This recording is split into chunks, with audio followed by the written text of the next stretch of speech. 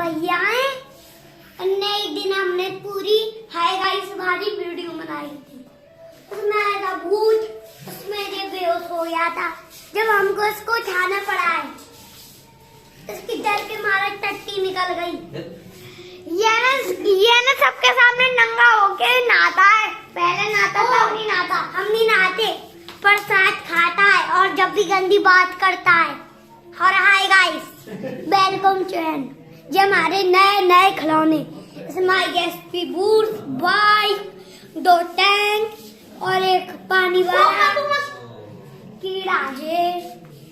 देखिए हमारी असली वाली मधुमक्खी भाग गई।